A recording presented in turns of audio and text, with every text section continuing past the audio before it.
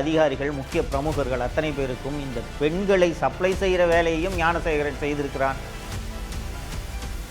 ஞானசேகரனோடு தொடர்பில் இருந்தவர் ஒரு ஐபிஎஸ் அதிகாரி. அந்த அதிகாரி தமிழக காவல்துறையில் இன்னும் வேலை பார்த்து கொண்டிருக்கிறார்.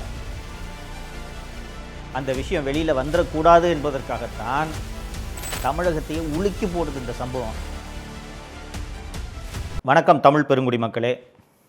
தொடர்ந்து 2026 சட்டப்பேரவை தேர்தலை ஒட்டி திமுக என்ற தீய சக்தி ஏன் மீண்டும் ஆட்சிக்கு வந்துவிடக்கூடாது என்பதற்காக பல்வேறு விஷயங்களை உங்களுக்கு நான் நினைவுபடுத்தி கொண்டே இருக்கிறேன். அந்த உரையாடலின் தொடர்ச்சியாக இன்னைக்கு ரொம்ப ஒரு கோரமான சம்பவம். அந்த சம்பவத்தை தமிழக அரசு எப்படி கையாண்டது, தமிழக காவல்துறை எப்படி கையாண்டது அப்படின்ற விஷயத்தை பற்றி தான் நம்ம பார்க்க போகிறோம். மக்களே, உங்களுக்கு நினைவு இருக்கும், 23 டிசம்பர் 2024 சென்னை அண்ணா பல்கலைக்கழகத்தில் பொறியியல் படித்து கொண்டிருந்த ஒரு மாணவி. இந்த மாணவி இரவு நேரத்தில் ஹாஸ்டல்லேருந்து வெளியில் வந்து உலவுவதற்காக வந்திருக்கிறார். கூட அவரோட காதலரும் இருந்திருக்கிறார். அண்ணா யூனிவர்சிட்டி வாசலில், கேம்பஸ் வாசலில் ரோட்டில் பிரியாணி கடை போட்டுக்கிட்டு இருந்த ஒருத்தன் உள்ளே போய் அந்த பெண்ணை, அதை என்னால் விவரிக்க முடியல, விவரிக்க விரும்பலை, அவ்வளோ ஒரு கோரமான ஒரு செக்ஷுவல் அசால்ட் அது. அந்த செக்ஷுவல் அசால்ட்டை பின்னால் கண்டறியப்பட்ட ஞானசேகரன் என்ற அந்த குற்றவாளி பல வருஷமாக செஞ்சுக்கிட்டு இருந்திருக்கான். அண்ணா பல்கலைக்கழகத்தில் படித்த மாணவர்களிடம் விசாரித்த போது இந்த மாதிரி அவ்வப்போது வெளியில் இருக்க ஆட்கள் வந்து மிரட்டுவாங்க, இது வழக்கம் அப்படின்னு சொல்லியிருக்காங்க. ஆனால் இது போல் செக்ஷுவல் அசால்ட்டாக இது மாறியது கிடையாது என்று சொல்லியிருக்கிறார்கள். ஸோ பெரும்பாலும் வந்து இந்த மாதிரியான செக்ஷுவல் அசால்ட்டு நடக்கும்போது இந்த ஞானசேகரனோட வேலையே என்னென்னா, அந்த செக்ஷுவல் அசால்ட்டு நடக்கிறத ஃபோனில் வீடியோ எடுத்து வச்சுக்கிறது. அந்த பாதிக்கப்பட்ட மாணவியோ அந்த பெண்ணோ அவங்களோட ஃபோனில் இருந்து வீட்டில் உள்ள சகோதரர்கள் மற்றும் தந்தை, தாய் இவர்களோட ஃபோன் நம்பரை எடுத்து வச்சுக்கிறது. எடுத்து வச்சுக்கிட்டு எங்கேயாவது போய் இதை வெளியில் சொன்னேன்னா இந்த வீடியோவை வீட்டில் இருக்கவங்களுக்கு அனுப்பிச்சிடுவேன், உன் ஃப்ரெண்ட்ஸுக்கு அனுப்பிச்சிடுவேன், சோஷியல் மீடியாவில் சுற்ற விட்டுருவேன். படிக்கிற வயசில் 18-19 வயசில் இருக்கக்கூடிய ஒரு பெண்ணுக்கு இது எத்தகைய அச்சத்தை ஏற்படுத்தும்? அது சம்மந்தமான வழக்கறிஞர்கள்ட்ட, கன்னியாகுமரியை சேர்ந்த அந்த வழக்கறிஞர்கள்ட்டலாம் பேசினேன் நான். அப்போ சொன்னாங்க, அந்த பெண்ணு ஃபோன் பண்ணி அழுதா சார், என்கிட்ட கண்ணா அப்படின்னா பயங்கரமாக அழுதா. நான் தான் தைரியமாக இருமா, முதல்ல ஹெல்ப்லைனை கூப்பிடுமா, போலீஸ்க்கு தகவலை சொல்லுமான்ட்டு நான் தான் அந்த பொண்ணை கைடு பண்ணேன் அப்படின்றாங்க. அதுக்கப்புறம் ஹெல்ப்லைனுக்கு சொல்லி காவல்துறை வந்து எஃப்ஐஆர் பதிவு செஞ்சிடறாங்க. மக்களே, நீங்கள் இதெல்லாம் வந்து தமிழ்நாட்டில் நடக்குமான்னு நம்ப கூட முடியல. அந்த பெண் தனக்கு நடந்த அந்த செக்ஷுவல் அசால்ட், அந்த பாலியல் வன்முறையை என்னென்னலாம் நடந்துச்சோ, அந்த ஞானசேகரன் என்னென்னலாம் செஞ்சானோ எல்லாத்தையும் டீட்டெயிலாக புகாரில் சொல்லியிருக்கு. அந்த புகார் அப்படியே எஃப்ஐஆராக பதிவு செய்யப்படுகிறது. இந்த எஃப்ஐஆர் சமூக வலைத்தளம் முழுக்க சுற்றுகிறது. வெறுமனே அந்த செக்ஷுவல் அசால்ட்டு சுற்றினா பரவாயில்ல, இந்த பெண்ணோட பெயர், எந்த ஆண்டு படிக்குது, எந்த பிரிவில் படிக்குது, அந்த பெண்ணோட ஃபோன் நம்பர், இமெயில் ஐடி, இவ்வளவும் சுற்றுது. பாதிப்புக்கு உள்ளான இந்த பெண் தன்னுடைய வழக்கறிஞர்கிட்ட ஃபோன் பண்ணி, அங்கிள் யார் யாரோ எனக்கு ஃபோன் பண்ணுறாங்க, யாருன்னே தெரியல, கண்ணா புண்ணான்னு எனக்கு கால்ஸ் வருதுன்னு சொன்ன பிறகு தான் சமூக வலைத்தளங்களில் இந்த எஃப்ஐஆர் லீக் ஆகி சுற்றுதுன்ற விஷயம் வெளியில் தெரியுது. ஸோ ஞானசேகரனை பிடிச்சிட்றாங்க.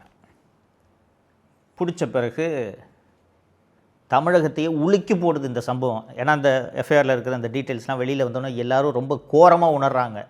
இப்படியெல்லாம் நடக்குமா? இவ்வளவு மோசமாக ஒருவன் இருப்பானா? அதுவும் அண்ணா பல்கலைக்கழகம் போன்ற உலக புகழ்பெற்ற ஒரு பல்கலைக்கழகத்துக்குள்ளே இவ்வளோ நடந்திருக்குதே.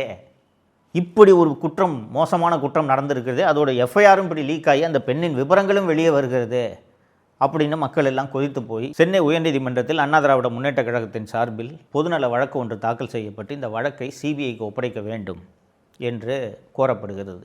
ஏன் வந்து குறிப்பாக சிபிஐக்கு இதை ஒப்படைக்கணும் அப்படின்ட்டு கோரிக்கை வைக்கப்படுகிறது என்றால், சென்னை மாநகர காவல்துறை ஆணையராக அப்போது இருந்த அருண், இந்த வழக்கில் ஞானசேகரன் ஒருத்தன் தான் குற்றவாளி, அவனை நாங்கள் பிடிச்சிட்டோம், அவன் ஃபோனில் யாரோ ஒரு சார்கிட்ட பேசுகிறது போல் அந்த பெண்ணு முன்னாடி செஞ்சுருக்கான்ல, அவன் அந்த மாதிரி யாருக்கிட்டையும் பேசலை, அப்போ அவன் ஃபோனு ஃப்ளைட் மோடில் இருந்துச்சு. இதெல்லாம் எங்கே சம்பவம் நடந்த 2 நாளில்.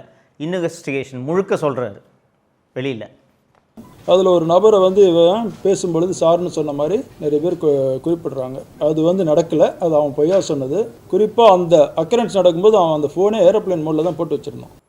ஸோ பொதுநல வழக்காக இது சென்னை உயர்நீதிமன்றத்திற்கு வரும்போது மாண்புமிகு நீதியரசர் திரு எஸ்.எம். சுப்பிரமணியம் அவர்களது அமர்வுக்கு முன்பு வரும்போது இந்த வழக்கில் ஒருத்தன் தான் குற்றவாளின்னு சொல்லிட்டு எப்படி அவர் அந்த சம்மந்தப்பட்ட அதிகாரி சொல்கிறாரு, யாரை கேட்டு விசாரணை விவரங்களை பொதுவெளியில் வைக்கிறார், எஃப்ஐஆர் எப்படி லீக் ஆச்சு அப்படின்னு கேட்கும்போது, சார் இது ஒரு டெக்னிக்கல் கிளிச்சு, அதனால் எஃப்ஐஆர் லீக் ஆகிடுச்சு அப்படின்றாங்க. அது எப்படிங்க டெக்னிக்கல் கிளிச்சு, எஃப்ஐஆர் எப்படிங்க லீக் ஆகும்? இந்த வழக்கை நான் சிபிஐ விசாரணைக்கு உத்தரவிட விரும்பவில்லை, மாறாக பெண்கள் அடங்கிய ஒரு சிறப்பு புலனாய்வு குழுவை நான் நியமிக்கிறேன் அப்படின்னு சென்னை உயர்நீதிமன்றம் ஒரு சிறப்பு புலனாய்வு குழுவை நியமிக்கிறது. சிறப்பு புலனாய்வு குழுன்னொன்னே அது இண்டிபெண்ட்டாக நேரடியாக நீதிமன்றத்துக்கிட்ட ரிப்போர்ட் பண்ணணுன்னு பொருள் இல்லை. எஸ்பி அந்தஸ்தில் இருக்கக்கூடிய ஒரு 3 அதிகாரிகள் தான் அதில் இருக்கிறார்கள். அடுத்த கட்டமாக என்ன பண்ணுறாங்கன்னா, அந்த ஞானசேகரனை அரெஸ்ட் பண்ணி ஞானசேகரன் யார் என்ற அந்த வரலாற்றை எடுத்து விசாரிக்கும்போது பார்த்தால், அந்த பகுதியின் மாவட்ட செயலாளராகவும் சுகாதாரத்துறை அமைச்சராகவும் இருக்கக்கூடிய திரு மா சுப்பிரமணியன் அவர்கள் ஞானசேகரன் வீட்டுக்கே போயிருக்காரு. ஞானசேகரன் மீது 20க்கும் மேற்பட்ட திருட்டு வழக்குகள் நிலுவையில் இருக்கின்றன. இப்படிப்பட்ட ஒருத்தன் எப்படி இவ்வளவு சுதந்திரமாக நடமாடி கொண்டிருக்க முடிகிறது சென்னை நகரத்தில்? ஒரு திராவிட முன்னேற்ற கழகத்தின் ஒரு கட்சியின் மாவட்ட தலைவர், ஒரு கட்சியோட அமைச்சர் ஒரு ரவுடி பைய கூட நெருக்கமாக இருக்கும்போது எந்த காவல்துறை எப்படி அவர் மீது நடவடிக்கை எடுக்கும்? இதனால தான் 20க்கும் மேற்பட்ட திருட்டு வழக்குகள் மற்றும் பல்வேறு குற்ற வழக்குகளில் சம்பந்தப்பட்ட ஞானசேகரன் மிக சுதந்திரமாக காவல்துறை உதவியோடு சுற்றி கொண்டிருந்திருக்கிறார். அந்த ஞானசேகரன் நடத்தின அந்த பிரியாணி கடையிலேருந்து கோட்டூர்புரம் காவல் நிலையம் உள்ளிட்ட பல்வேறு காவல் நிலையங்களுக்கு ரெகுலராக பிரியாணி சப்ளை போயிருக்குது. அதற்கு பிறகு ஃபோனில் அந்த ஞானசேகரன் பேசும்போது, யார் அந்த சார், ஒரு சார்கிட்ட பேசினேன் அப்படின்ட்டு அந்த பெண் அந்த எஃப்ஐஆரில் சொல்லியிருக்காங்க, அது பதிவாயிருக்கு. யார் அந்த சார் அப்படின்ற விஷயத்தை கண்டுபிடிக்க வேண்டும், இது வெளியே வர வேண்டும் அப்படின்றதுக்காக எல்லா கட்சியினரும் போராட்டம் நடத்தினார்கள். அண்ணா திராவிட முன்னேற்ற கழகத்தின் ஐடி அணியை சேர்ந்தவர்கள் எக்ஸ்பிரஸ் அவென்யூ மாலில் போய் போர்டு வச்சுக்கிட்டு போராட்டம் நடத்தினாங்க. இது ஒரு ஜனநாயகபூர்வமான போராட்டம், அவங்க ஒன்றும் வன்முறையிலெல்லாம் ஈடுபடல. ஆனால் அந்த யார் அந்த சார் என்ற அந்த விபரம் வெளியே வந்துவிடக்கூடாதே என்பதற்காக அந்த எக்ஸ்பிரஸ் அவென்யூ மாலில் போராட்டம் நடத்துகிறவங்க அத்தனை பேரையும் சென்னை மாநகர காவல்துறை ஆணையர் அருணின் உத்தரவில் விரட்டி கைது செய்யப்பட்டார்கள். என்னென்னா, யார் இந்த சார் என்ற அந்த விபரம் வெளியே வந்துவிடக்கூடாது அப்படின்றது தான். அப்போது தமிழக பாரதிய ஜனதா கட்சியின் தலைவராக இருந்த திரு அண்ணாமலை அவர்கள், எனக்கு யார் அந்த சார் என்றது தெரியும், அந்த சார் ஒரு போலீஸ் அதிகாரி என்ற விஷயத்தை போட்டு உடைக்கிறார். மீதி விவரங்களே அவர் வெளியே விடவில்லை.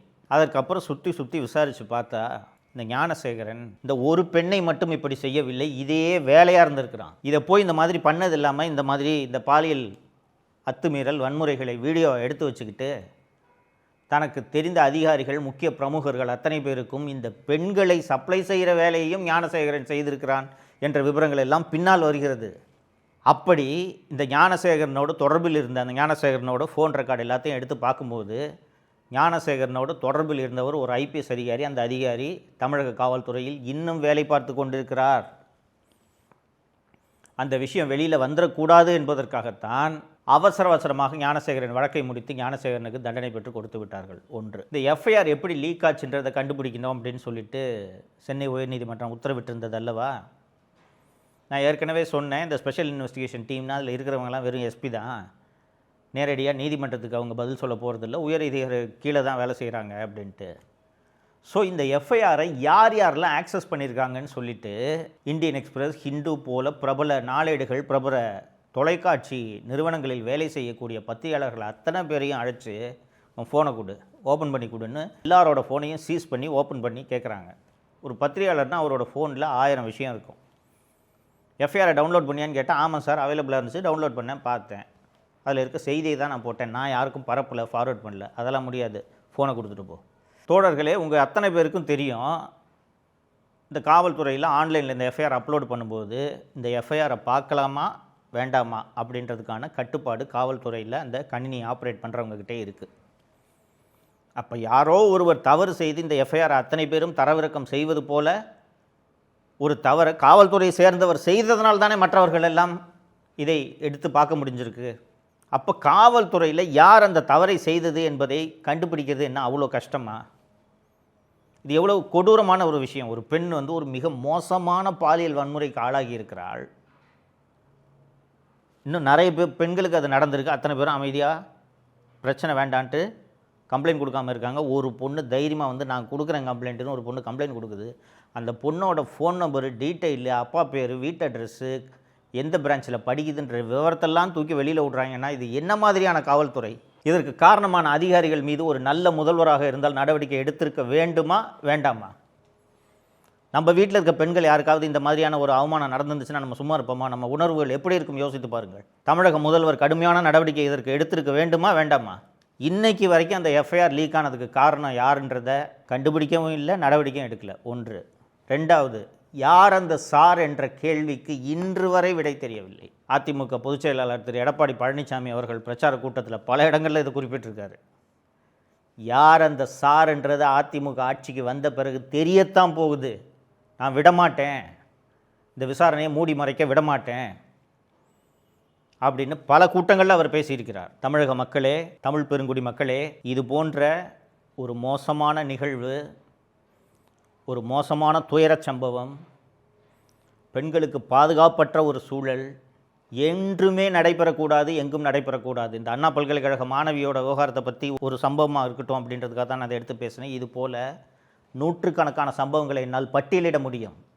அதுதான் தமிழகத்தில் இன்றைக்கி பெண்களுக்கு இருக்கக்கூடிய பாதுகாப்பு. 8 வயது குழந்தை முதல் 60-70 வயது மூதாட்டி வரை பாலியல் வன்கொடுமைக்கு ஆளாகக்கூடிய ஒரு சூழல் தான் இன்றைக்கி தமிழகத்தில் இருக்குது. ஸோ இந்த அண்ணா பல்கலைக்கழக மாணவிக்கு என்ன நடந்தது என்ற இந்த விஷயத்தை நீங்கள் வாக்குச்சாவடிக்கு செல்லும்போது நினைவில் வைத்து கொண்டு வாக்களியுங்கள் என்பதைத்தான் உங்களுக்கு இந்த நேரத்தில் நான் கூற விரும்புகிறேன். மறந்து விடாதீர்கள், மீண்டும் திராவிட முன்னேற்ற கழகம் ஆட்சிக்கு வந்தால் எந்த பெண்ணுக்கும் பாதுகாப்பில்லை. அந்த சார்கள் தான் காப்பாற்றப்படுவார்கள். பெண்களுக்கு பாதுகாப்பில்லை. ஆனால் அந்த பெண்களுக்கு ஆபத்தை ஏற்படுத்தக்கூடிய அந்த சார்கள் காப்பாற்றப்படுவார்கள் இந்த ஆட்சியில் என்பதை நீங்கள் மறந்துவிடக்கூடாது. இன்னொரு நிகழ்ச்சியில் சந்திப்போம். நன்றி. தமிழகத்தை காப்போம்.